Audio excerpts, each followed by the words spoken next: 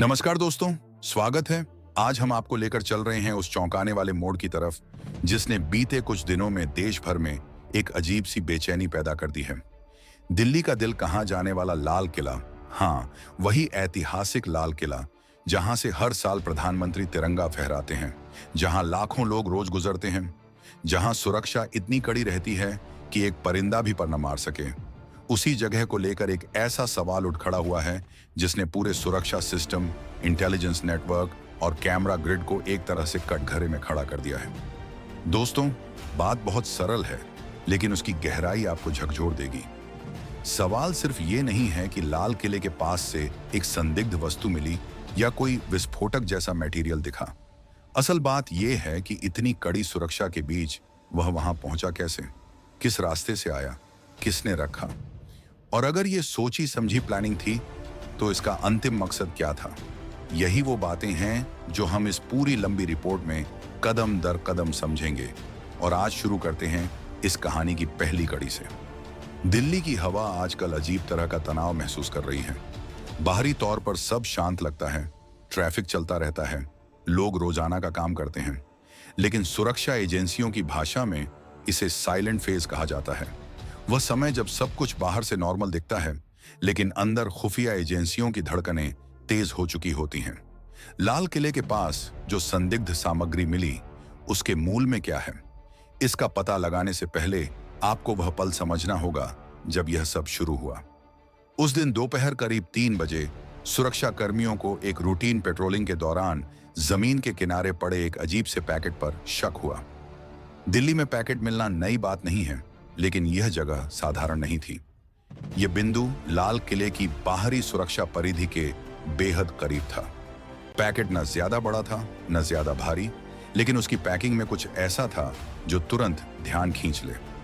Border पर तैनात जवान हों या किसी संवेदनशील क्षेत्र में तैनात कमांडो, उनकी आंखें ऐसी चीजों को मिस नहीं करती। और यहां भी वही हुआ। संदेह बढ़ा और जैसा कि प्रोटोकॉल कहता है, तुरंत बम डिस्पोजल स्क्वाड को बुलाया गया। इलाके को कॉर्डन किया गया, रास्ते बंद किए गए और आम लोगों को थोड़ी दूरी पर रोक दिया गया। सोशल मीडिया पर उस समय कुछ वीडियो भी वायरल हुए जिनमें लोग दूर से खड़े होकर पूछ रहे थे, क्या हुआ, क्या चल रहा है, इतना हंगामा क्यों है। लेकिन सुरक्षा एजेंसियां जानती थीं कि यह कोई छोटा मामला नहीं है। अब असली दिलचस्प बात आती है। जब बम स्क्वाड ने पैकेट स्कैन किया तो शुरुआती संकेतों ने यह साफ किया कि इसके अंदर मौजूद सामग्री पूरी तरह निर्दोष नहीं है। कुछ केमिकल्स, कुछ इलेक्ट्रॉनिक पार्ट्स और कुछ ऐसे तत्व जो आमतौर पर सड़क किनारे मिलने वाले कचरे में नहीं होते। और यहीं से शुरू हुआ संदेह जो धीरे धीरे एक बड़ी गुत्थी में बदलने जा रहा है, जिसे अभी सुलझना बाकी है। दोस्तों, सोचिए, लाल किला सिर्फ एक पर्यटन स्थल नहीं है, यह भारत के लोकतंत्र का प्रतीक है। ऐसे स्थान पर अगर कोई संदिग्ध वस्तु मिलती है तो इसका मतलब सिर्फ सुरक्षा चूक नहीं होता, यह एक संकेत होता है। या तो किसी ने सिस्टम को टेस्ट किया है या किसी चीज का ट्रायल रन किया गया है। सुरक्षा एजेंसियां जब भी ऐसी घटनाओं का सामना करती हैं तो उनकी पहली कोशिश यही होती है कि यह समझा जाए कि मामला सिर्फ एक छोड़ा हुआ सामान है, किसी असामाजिक तत्व की शरारत है, या इसके पीछे कोई गहरी साजिश छिपी है। उस पैकेट के मिलने के बाद एक एक सेकंड की कीमत बढ़ गई। स्कैनिंग पूरा होने पर जो रिपोर्ट आई, उसने सुरक्षा बलों का माथा ठंडा नहीं किया बल्कि और गर्म कर दिया। रिपोर्ट में साफ लिखा था कि पैकेट में मौजूद कुछ चीजें संभावित रूप से विस्फोटक प्रकृति की हो सकती हैं। यह लाइन ही काफी थी पूरे सिस्टम को हाई अलर्ट मोड में डालने के लिए। अब आप सोचिए, किसने रखा होगा, कैसे रखा होगा। ये सवाल आपके मन में भी उठ रहे होंगे और यही सवाल सुरक्षा बलों के भी सामने खड़े हैं। लेकिन उत्तर पाना आसान नहीं। वजह, यहां सीसीटीवी फुटेज की कहानी भी दिलचस्प है। जिस जगह पर पैकेट मिला उसके आसपास के कैमरों ने कुछ रिकॉर्ड किया है, लेकिन जरूरी फुटेज में या तो एंगल साफ नहीं है या समय इतना कम है कि किसी भी व्यक्ति को पहचान पाना मुश्किल हो रहा है। यह भी सवाल उठाता है, क्या यह सिर्फ एक संयोग है? क्या कैमरा उस वक्त बंद था या फिर किसी ने इस जगह को पहले से देखकर चुना था? ये सब बातें इस केस को और गंभीर बनाती हैं।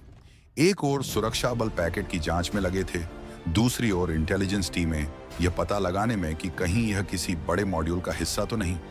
देश की खुफिया एजेंसियां इस समय जिस तरह की गतिविधियां ट्रैक कर रही हैं, उसमें कई ऐसे समूह हैं जिनकी दिलचस्पी भारत के प्रतीकात्मक स्थलों को निशाना बनाने में रहती है।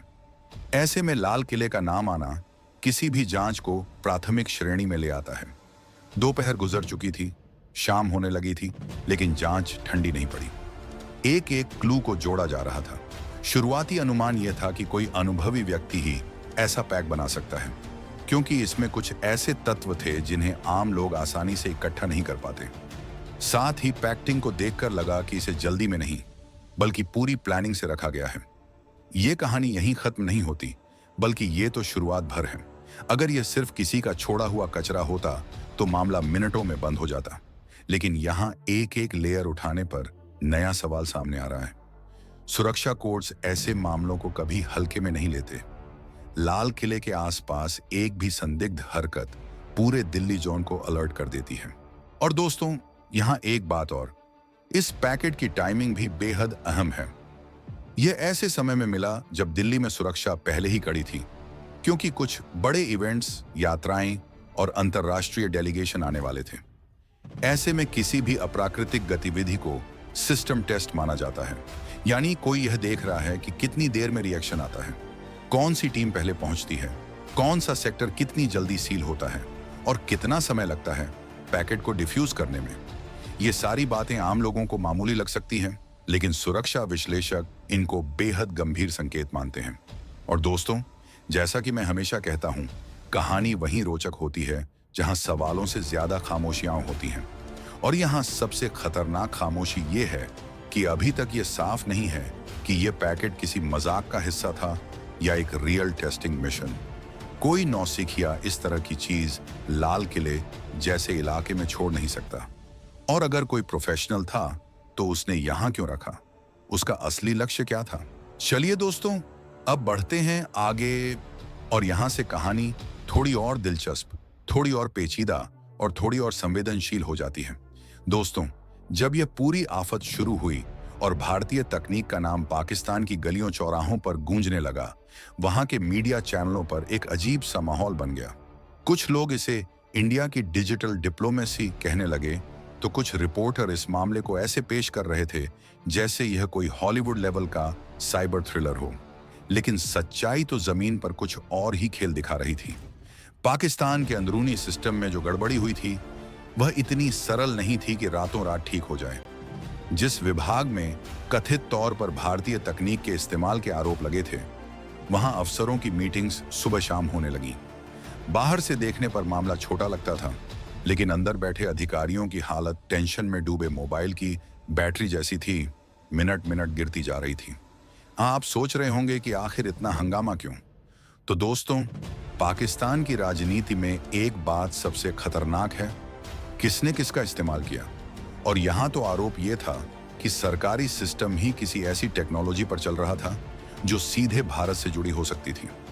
ये बात न सिर्फ पाकिस्तान की सत्ता के लिए झटका थी, बल्कि उनके सुरक्षा ढांचे को भी सवालों के कटघरे में खड़ा कर रही थी। और जो लोग ये बात बाहर नहीं आने देना चाहते थे, वे अंदर ही अंदर एक और समस्या में फंस चुके थे, सोशल मीडिया की आग। ट्विटर, फेसबुक, यूट्यूब, हर जगह ही न इंडियन टेक इन पाकिस्तान ट्रेंड करने लगा। लोग मीम्स बनाने लगे, कुछ ने वीडियो एडिट कर करके पूरी कहानी को कॉमिक अंदाज में बदल दिया। लेकिन दोस्तों, असली तनाव वहां शुरू हुआ जब पाकिस्तान के अंदर इस मामले को लेकर दो बड़े गुट बन गए। एक कह रहा था कि यह सिर्फ अफवाह है, दूसरा कह रहा था यही सच्चाई है और इसे छिपाया जा रहा है। इसी बीच भारत में भी यह खबर धीरे धीरे फैलने लगी।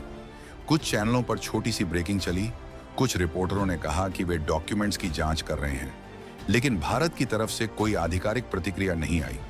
और यही चुप्पी पाकिस्तान में लोगों को और ज्यादा परेशान कर रही थी, क्योंकि कई बार दोस्तों, जवाब न देना भी सबसे बड़ा जवाब होता है। अब आते हैं कहानी के एक ऐसे मोड़ पर जो पूरी स्थिति को उलझा भी देता है और खोल भी देता है। पाकिस्तान के एक साइबर सिक्योरिटी अधिकारी ने ऑफ रिकॉर्ड बातचीत में एक अजीब सा बयान दिया। उसने कहा कि कुछ कोड्स ऐसे हैं जिनकी ओरिजिन को ट्रेस करना मुश्किल है, लेकिन हाँ, उनमें भारतीय हस्ताक्षर जैसी पैटर्न जरूर दिखती है। अब यह बयान बाहर नहीं आना चाहिए था, मगर हर गोपनीय खबर की तरह 2 घंटे में ही यह व्हाट्सएप यूनिवर्स में घूमने लगा। और फिर दोस्तों, पाकिस्तान की राजनीति में वह पुराना खेल शुरू हो गया। एक दूसरे को दोष देना, फाइलें लीक करना और जनता को भ्रमित करना। लेकिन असल सवाल अब भी वही था, क्या इसका कोई बड़ा उद्देश्य था या यह सिर्फ एक तकनीकी गलती? और यही वह जगह है जहां कहानी और गंभीर होने वाली है। दोस्तों, अब इस कहानी का सबसे पेचीदा हिस्सा सामने आता है।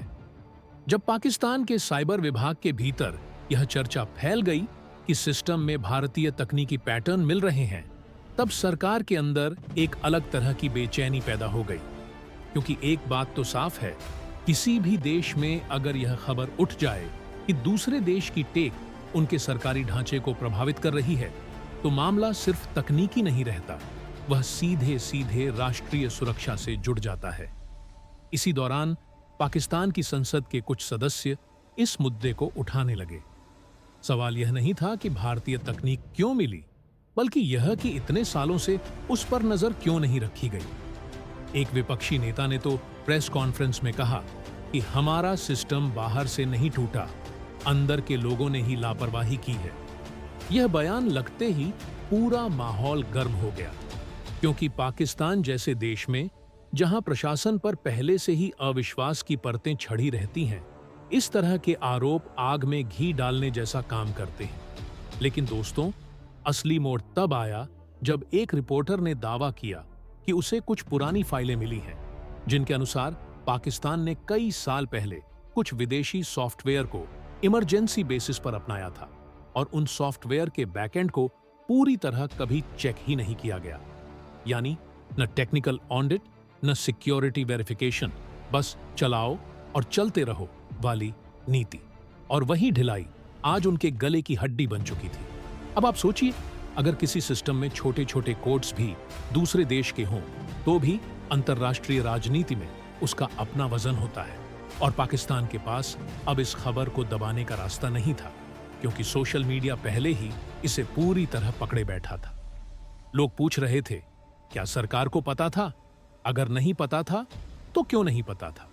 और अगर पता था तो इसे छिपाया क्यों गया? लेकिन एक और दिलचस्प बात सामने आई। कुछ विशेषज्ञों का कहना था कि भारतीय पैटर्न मिलना इसका मतलब यह नहीं है कि भारत ने जानबूझकर ऐसा किया। टेक्नोलॉजी की दुनिया में कई बार कोड एक दूसरे से मिल जाते हैं, क्योंकि डेवलपर्स पूरे ग्लोब में एक जैसे स्ट्रक्चर पर काम करते हैं। पर पाकिस्तान का मीडिया इस बात को सुनने के मूड में नहीं था, क्योंकि टीआरपी का खेल भी तो चलता है।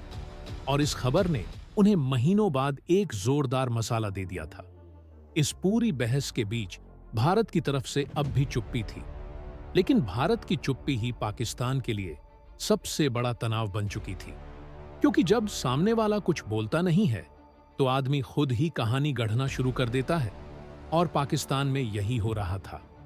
दोस्तों, अब इस कहानी का अंत यही बताता है कि कई बार देशों के बीच असली टकराव मिसाइल, टैंक या सेना से नहीं, बल्कि डेटा, कोड और डिजिटल सिस्टम से होता है। और अगर कोई देश सालों तक अपनी तकनीक पर ध्यान नहीं देता, तो एक दिन उसे ऐसे ही झटके मिलते हैं।